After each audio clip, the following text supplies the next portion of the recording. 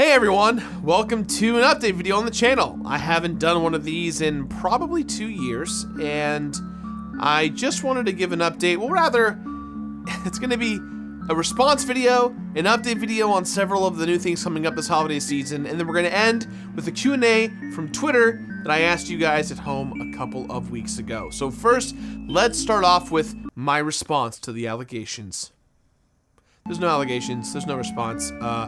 This is actually more of a response to my video that I made back in March called I Hate Feeling Like This. I made a video that essentially talked about how I will compare it to the equivalent of Shawn Michaels from WWE saying he lost his smile. A deep cut for you guys out there who are big wrestling fans from the Attitude Era.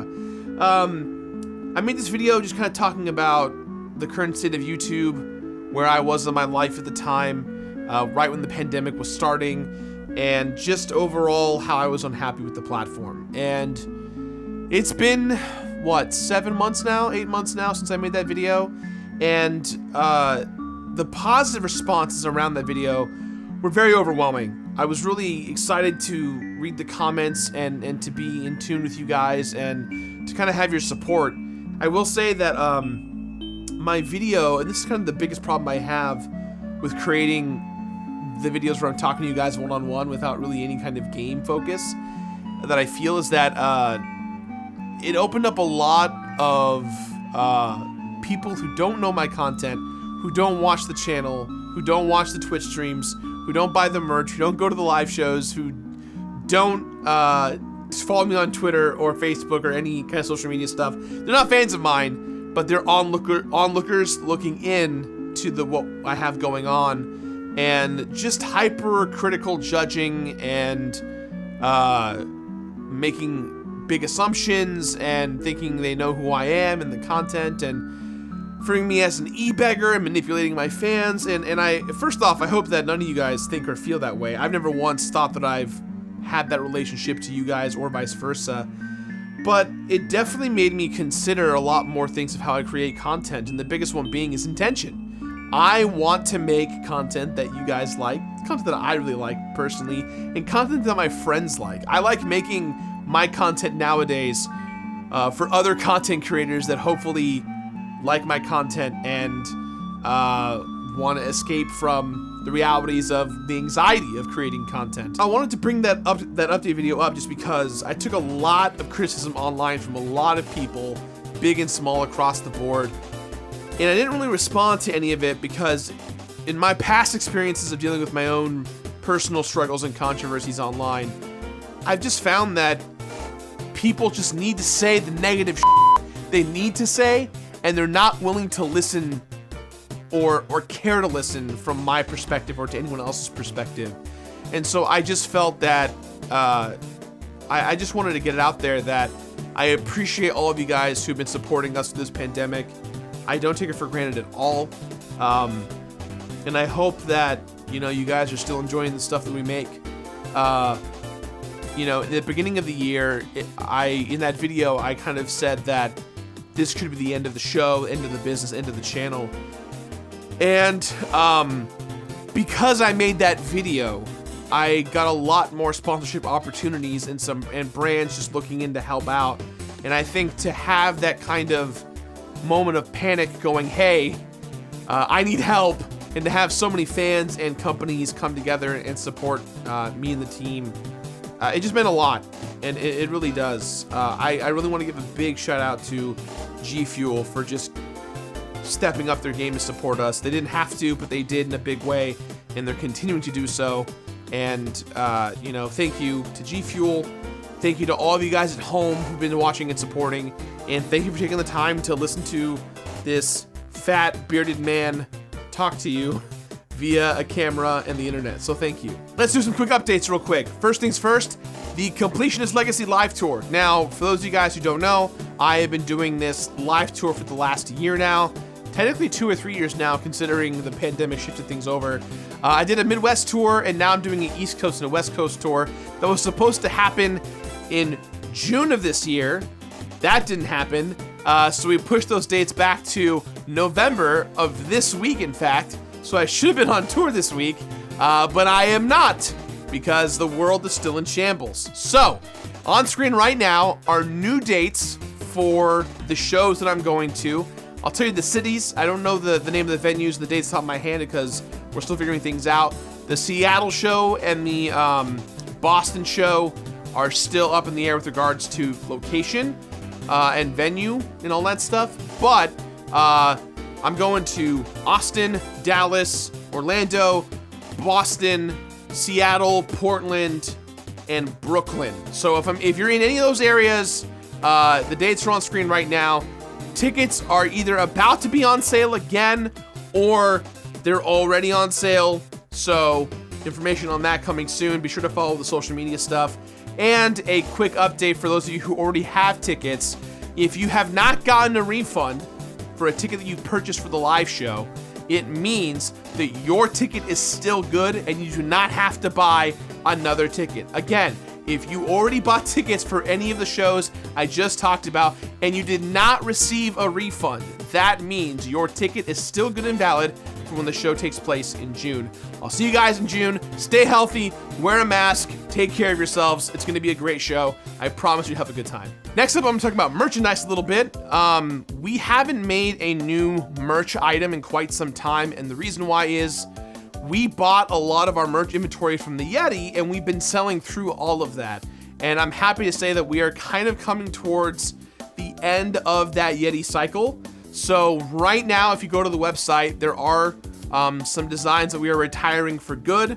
In fact, I think all of the t-shirts that are like completionist oriented and themed are gonna be retired permanently, and we're gonna be making new ones going forward. But for those of you guys who have been wondering about Frog in the Car, two things. One, this guy right here, Frog in the Car, he's back in stock. We sold him out within a month, and then we ordered a whole bunch more. So if you're trying to get Frog in a Car, especially for the holidays, for that loved one of yours, I love seeing this cute little guy everywhere, froginthecar.com, or just go to thecompletionist.com and you can buy him there. As well as, we're getting a little creative, and we created a brother slash sister slash sibling of Frog in a Car known as Crab in a Cab. Yes, Crab in a Cab. It is our original creation, thanks to my awesome partner Amanda Flagg. She made this little cute guy. He's the best. If you want to buy a Crab in a Cab t-shirt, they're on pre-order, but they're about to ship soon. So Crab in a Cab shirt, Frog in a Car plushie, get them while they're hot. Completionist.com, thecompletionist.com, froginthecar.com. Get them while they're hot, because they might burn your hands when they get too hot. Hot potato. Don't buy a hot potato. I don't know how to market myself. Also, a quick thing. If you guys didn't know, I have a P.O. box. I've had a P.O. box for many years now, and the one we had up on the hill in my old house was always popular, always busting. People were giving a bunch of cool projects to me and cool packages and fun fan things. But since I moved to the new office, and I changed and updated the P.O. box address, I realized that I never talked about the P.O. box. So, in the last 3 or 4 years, I have not once promoted the P.O. box. Here it is right now, on screen. Here's the P.O. box address. Send me whatever you want. I'll take Christmas cards, I'll take wedding invitations. I'm not gonna go to most of that stuff, but it feels good to be invited and welcomed. And hey, if you've got games you're giving away or games you wanna donate or anything like that, half my collection you see here is from you guys at home over the years. So if you want to give me games, and I may or may not complete them, I am so down. I will take those games, and when I review them, if I do, I will give you a shout out. As long as you, in the inside of the game, sleeve, or whatever, you write a letter saying it's from you. And more importantly, don't be mad if I don't complete your game, because imagine how many packages I get once I announce something like this. So yeah, P.O. box, send me stuff. I love you guys. All right, now that the emotional, boring, and chilly stuff's out of the way, let's open up some questions to twitter.com/completionist. I asked you guys to ask me some questions. I got a list right here. I'm gonna try and answer these bad boys and read them as we go. Nerd Movie 1 asks, you're one of my top 5 favorite YouTubers. Who are yours? Ooh, man. My top 5 favorite YouTubers. Norm the Gaming Historian, Chatronic, Summoning Salt has been a huge thing for me during this pandemic. I love Summoning Salt. Kit Boga is incredible. Incredible. He does prank calls on scammers, and it is wonderful to watch. And the last one I would say is probably Philip DeFranco. Those are the 5 channels I probably watch the most whenever new content is outputted. Although, truth be told, that's different from my Twitch feed, because I watch a lot of Twitch nowadays. As far as my favorite Twitch streamers go, I watch a lot of Dragon Feeney, Grand Pooh Bear. I watch a ton of Super Shiggy, Laura Shigahara. I've been watching a lot of Nick Wozniak from Yacht Club, stream pixel art, and my buddy Zan Alda. He's been streaming on Twitch. Those are my 5 Twitch streamers right now that I'm currently watching almost every day when they stream. What's your favorite game to complete? Asks Gaiden Gravity. Favorite game to complete? I mean, I feel like for me, completing games, or at least getting ready to complete a game, is like solving a Rubik's Cube, where I like to play games and complete games that I know comfortably well. So I'd say my favorite games to complete are things like platformers, RPGs from the Super Nintendo, N64, and current Nintendo generation. So, of course, you got your Donkey Kong Countries, your Mario Worlds, Legend of Zelda, Link to the Past. You've got your Final Fantasy VI's, Chrono Trigger, Secret of Mana, Shovel Knight. Just games that I know super well that have kind of stuck with me all these years. And I just love playing them at least once a year to remind myself why I love games and why those games are great and why everyone loves them. It's just a good reminder, just because it's so easy to get caught up in the new stuff, right? The new PS5, Xbox Series X, Switch. It's good to go back to your roots every now and then, and that's kind of where I'm comfortable being. Coinbox T asks, what games do you casually play that's not related to the completionist? I've been playing a ton of Dead by Daylight. That's a game that's been in my blood for the last 6-7 months. And then more importantly, I've been trying to do co-op games with some of my friends that I completed a long time ago, but haven't done a video on. So I've been playing more recently through Resident Evil 5, through Borderlands 2, games that I know pretty well, but just never really gave them the full completionist treatment other than playing them casually with friends. So yeah, that's what I've been up to. Trauma Goggles asks, are there any games that you really like that no one else seems to have heard of? There's a lot of JRPGs and stuff from my childhood, but I think the game that I wish everyone knew existed, that everyone needs to play, is called Brave Fencer Musashi for the PlayStation 1. I did a New Game Plus video on it with Norm, the gaming historian. Go check it out. It's brilliant, it's cute, it's smart, it's fun. It's so good. Brave Fencer Musashi. Nova Warrior 3 asks, what do you do when you aren't doing the completionist? What do you do in your downtime? How do you relax? I almost always work on the completionist. There's always no free time to be involved. And that's kind of my own problem. It comes down to personal prioritizing and scheduling, and I'm just really bad at that. You know, I'm the kind of guy that work is my life and my life is work. And so that complicates a lot of things for my friends, for my family, for my partner.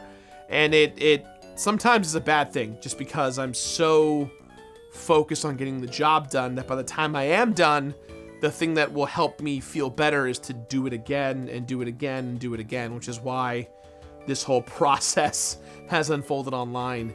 But to kind of get more specific, I watch a lot of television. I watch a lot of films. Those are my 2 passions besides gaming. They were my passions before gaming, and rather before YouTube and creating content. And it's been good to separate the 2 more and more, but I definitely find myself trying to cure the ailments of one with the other. So if I'm burnt out on games, I watch a lot of film. If I'm burnt out on films, I play a lot of games, and vice versa. So it's just kind of this weird cycle that repeats itself. Chrononaut asks, what's your daily/weekly schedule look like? Okay, all right. Are you guys ready for this? Here we go. This is my current schedule as it is. I try and wake up early, and in my early waking up moments, I play Hyrule Warriors because I've been completing that game. That's been my #1 thing to do in the mornings when I wake up. I get up early, play Hyrule Warriors. If I'm awake enough and present enough, I'll let the dogs out, I'll feed them. Otherwise, Amanda, my partner, takes care of that. And then I, depending on the day, Monday I have meetings from 10 a.m. until 3 p.m. And all those meetings cover all of our projects, from things like Big Bad Bosses, to merchandise, to Patreons, because we have 2 Patreons, to all the rewards and fulfillment on that side, to talking about Twitch, to talking about having writers' meetings about scripts, because I am completing anywhere from 4 to 6 games at any given moment. And so we have a team of about 20 of us working on all these different projects, and all of them kind of revolve around me, Alex, and Brett for Beard Bros. So we have to have these big on-hand meetings once a week to make sure that everyone can do their job and stay on top of it, including things like social media meetings, brand deal meetings, negotiating with companies for certain merchandise opportunities. There's a lot of things that need to get taken care of at the top of every week, because as we plow through everything, it gets filtered down day by day by day. Once I'm done with meetings at 3 p.m., I then go into Beard Bros recordings from 3 to 5. If not that, I am playing a game. I am completing a game, as that's my main job. So I'm completing games from roughly 3 p.m.-ish until whenever I go to sleep. It's just a matter of getting the job done because of the deadlines that we have. Because we try and plan our episodes out 2 to 4 weeks out at a time to make sure that we're able to prep and prepare for new games and new opportunities and new titles. Tuesday and Thursday from 10 a.m. until 2 p.m. it is Beard Bros. We are recording episodes as a group. We're doing Patreon content, anything like that. That's when that's happening. After 2 p.m., from 2 to 4, I'm doing an episode of The Completionist, roughly. Then I take a break, and then from 5/6 o'clock to 7/8 o'clock in the evening, I am doing voiceovers for New Game Plus, a top 10, or another Completionist episode. And then in the evenings, I am streaming on Twitch and or playing games for the show.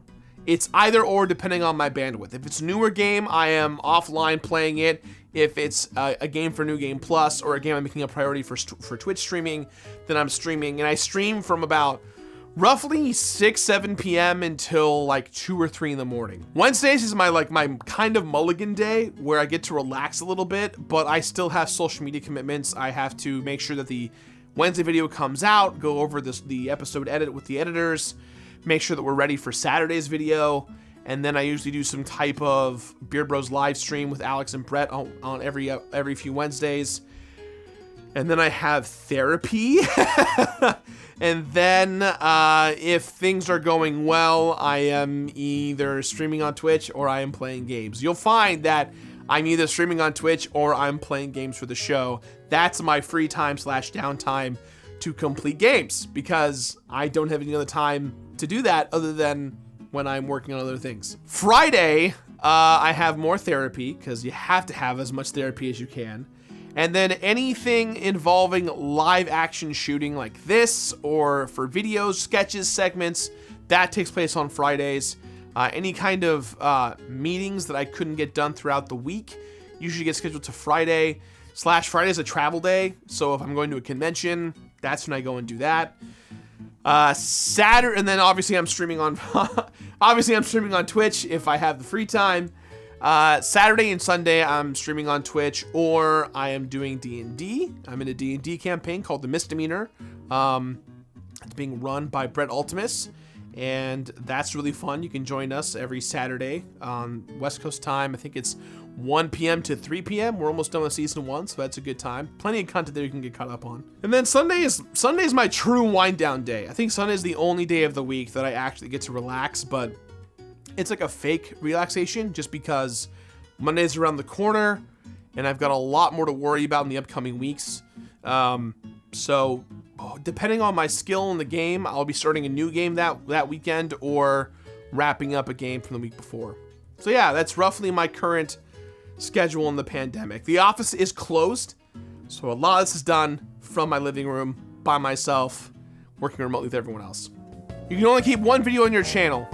The rest go. What is it? That's asked by Harrison 101 HD. One video on the channel. I wanted to like say 2 videos, but for 2 different reasons. Funny video, comedic video, best executed video, Pepsi Man from 2015. That video will always be funny to me. It'll always be peak of The Office, moving in, having a good time, getting creative, being weird, being fun, working with Mountain Dew on the video. Yeah, Pepsi Man is there. If I had to go with like a more essay-ish video or one of our more newer format videos, I would say probably Persona 5 or Smash Brothers Ultimate. I think both those videos just kind of encapsulate the spirit of the show, from narrative to execution, in kind of this scary but fun and appreciative way. Bungaloo asks, do you struggle with your identity as the completionist bleeding over into your personal life or vice versa? Yes. Every day. Every single day. I would argue that in my time of doing the completionist, I have probably less close friends than I've had in my entire life. I've had less communication with family members, both directly and distant. And truth be told, I haven't really been a good friend or partner to many people, just because this job that I have created for myself, that I'm very fortunate and lucky to have, has kind of taken every fiber of free time and being from me. So it's a catch-22, because this life is so fun and it's so creative and so exciting and weird and different every single week. But at the same time, I mean, a lot of personal sacrifices. My health has been very bad. My relationship with my family has been pretty bad. My relationship with my friends have been bad. My relationships with Amanda and her family, they're not bad, but I'm the reason why I'm saying that they're bad, right, is not because I'm a bad person or because I'm participating in them poorly, but it's more or less that I am failing at just doing basic things like showing up and saying hello and participating. And a lot of that is because my mind is elsewhere and my focus is elsewhere. When you have a team of 20 people, you want to make sure that you're making the best that you can do of yourself to provide for them, because they've sacrificed so much to provide for you. And so it's this kind of like Papa Bear vibe that I have, where I feel like I have to throw myself at the wheel to make sure that everyone eats. And I don't mind that. I take pride in doing that. I just feel bad for everyone else around me who wants to get close or was close and isn't close, just because my bandwidth is only so much. I just told you guys my schedule. Now add in family and personal stuff in there and see how that fares. And it more often than not, I struggle with it daily. And the people around me have to pick up the pieces, which is why I am in therapy so much. Therapy's a good thing. Don't knock it. Don't knock it. It's very good for you. Lil Bud asks, how do you film the intro with no beard? Guys, okay.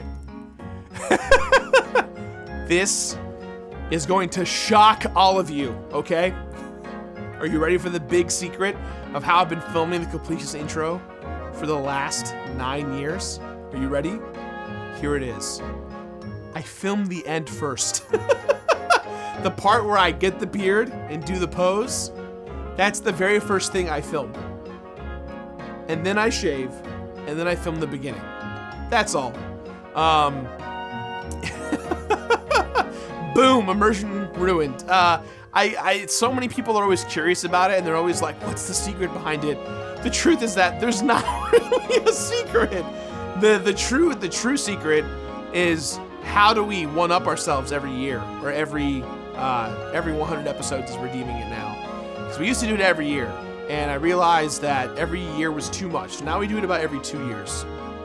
Every 2 years we change up the intro. So, yeah, it's just, we film the end first and then we do the beginning. Pretty simple. It definitely, you'll notice, there's a lot of color correction, but you'll notice that in the part where I have no beard, my face is all like bruised and cut because I'm like shaving as fast as I can, because We only have so many hours with the filming and the light team and the makeup team, so it's like we have to move quickly or else things get forgotten about and things get ruined. And the post guys like Satchel and Nick and Javed have to like really put in extra time to make sure that they fixed my face with some kind of lighting mishap or something like that. IMC Peterson asks, what advice do you have for smaller YouTubers really working to grow their channel? God, that's such a loaded question. That's so hard. If you put a gun to my head and said, Gerard, make a YouTube channel from scratch right now and maybe be successful, I couldn't do it. I couldn't do it.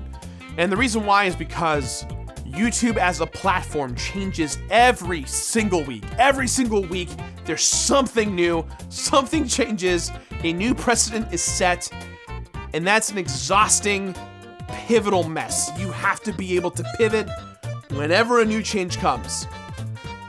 And you guys are evidence of that. You guys can see how often we're changing things up on the show. It feels like every 6 to 8 months, we're throwing in new sketch types or new algorithmic things, how we end episodes, how we start episodes, how the thumbnails look, how the titles look. It's very hard to know what the landscape's gonna look like tomorrow. And that's a big reason why I made my video from earlier this year, was I don't know how to give good advice to a small YouTuber because YouTube itself is changing all the time. You know, it's very much like League of Legends or StarCraft or any kind of MMO or online game where the meta changes every few months or weeks even. Patches and updates come out that fundamentally change how the game functions, and YouTube is the exact same way. I get a lot of young creators who are like, man, I want to do what you do. And my response to that is, okay, what do you want to do? And they're like, I want to review games. And I'm like, all right, you want to review games. Do you want to review games because it's what you see and like and you want to replicate it? Or because it's an influencer thing? Get more basic with it. Are you trying to be an influencer? Because if you're trying to be an influencer, there are easier ways to be an influencer than to be a gaming content creator. You can be a car influencer or a bed influencer or any kind of category of influencer that you want. But if you want to be known for the gaming space, take a step back and look at what's around you. What you like, what you don't like, what others don't like. And you'll notice the gaming space is very filled to the brim. And it's very, very rare do we see newcomers show up to the table who bring their best, who succeed. And not because they figured it out. It's because they're putting in the hard work and they're hoping that it works. And that's what a lot of YouTube is built on, hope. You have to hope that what you make is seen and liked by many. And then you have to curate and learn to roll with the punches. So it's hard. I don't really have advice. I would say the thing that you can do, and these are my basic principles. 1, make sure you're you through and through. Whatever the content that you output is you. No ifs, ands, or buts about it. It's what you want to do. It's who you are. 2, if you want to be a YouTuber in a certain genre or game, rather, or you want to be a YouTuber who does too many things, get simple with it. Get super simple with it. If you are someone who's like, I love Minecraft, I want to be a Minecraft YouTuber, there are millions of kids who want to be Minecraft YouTubers, and there's probably less than 1,000 people out there who are Minecraft YouTubers, who are succeeding, who are kicking ass and doing super well. So if you're trying to be in that top 1,000 of those content creators, how are you going to be different? It's like, oh, well, I'm different because I play games differently. I do randomized, I do this. Yeah, but so do other people. What makes you different from everyone else? And I don't mean that in like a, what makes you unique, kid? Give me your best impression. Give me your best shot. It's not that. It's literally, how do you stand out in the crowd? It's hard. I don't know how I stood out in the crowd.